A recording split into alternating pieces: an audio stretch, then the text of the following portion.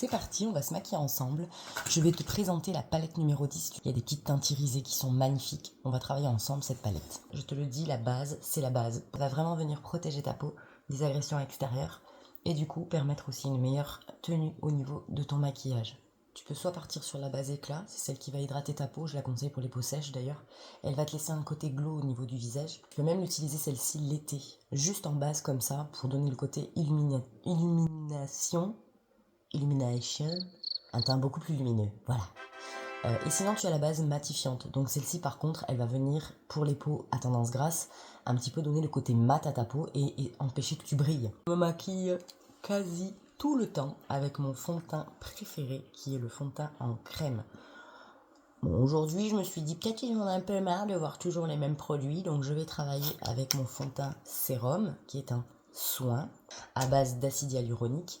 Il faut en mettre pas beaucoup parce que vraiment celui-ci il fait vraiment l'effet lifté au niveau du teint. C'est très bien pour une soirée, par contre pour tous les jours c'est un peu trop chargé je trouve.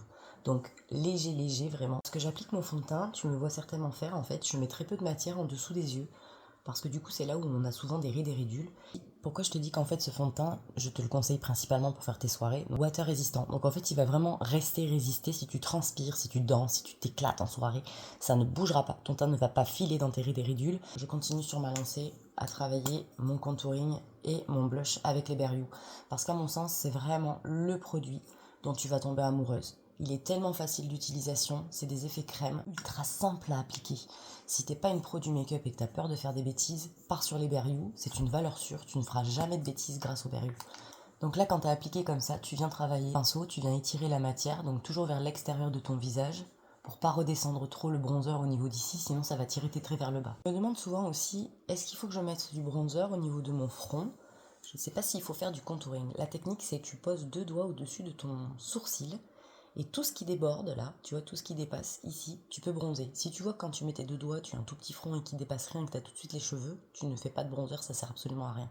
Moi par exemple, tu vois, la marge elle est très petite, donc il n'y a pas d'obligation forcément de faire du contouring. Maintenant on va parler choses sérieuses. Palette numéro 10, tu vois comme je te l'ai dit, en fait tu as des mats et ensuite ce sont des irisés. La palette a été étudiée pour que les débutantes puissent s'y retrouver au niveau des associations des couleurs. Elles sont toutes associables entre elles. Quand tu fais en fait un ombrage au niveau de tes yeux, tu vas toujours prélever d'abord une teinte qui soit intermédiaire. Là par exemple je fais le choix aujourd'hui de travailler avec ce vert. Je vais partir sur le marronné, je vais en prélever un tout petit peu et je vais venir l'appliquer dans mon creux de paupière. Vraiment au niveau de ton os en fait. En faisant des petits va-et-vient comme ça.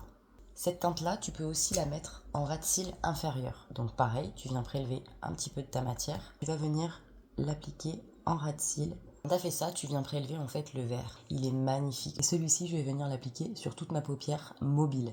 Si t'es pas sûr de toi, tu reprends ton pinceau un peu estompeur et tu viens travailler juste dans le creux de paupière comme ça. Tu vas venir terminer avec la teinte la plus claire pour apporter un point de lumière en coin interne de ton œil. Maintenant, je vais appliquer mon mascara 4D. C'est mon chouchou, le préféré de la boutique. Ils sont tous bien, mais ça dépend vraiment de l'effet que tu recherches. Moi, j'aime bien l'effet un peu volumineux au niveau et fourni au niveau de mes cils.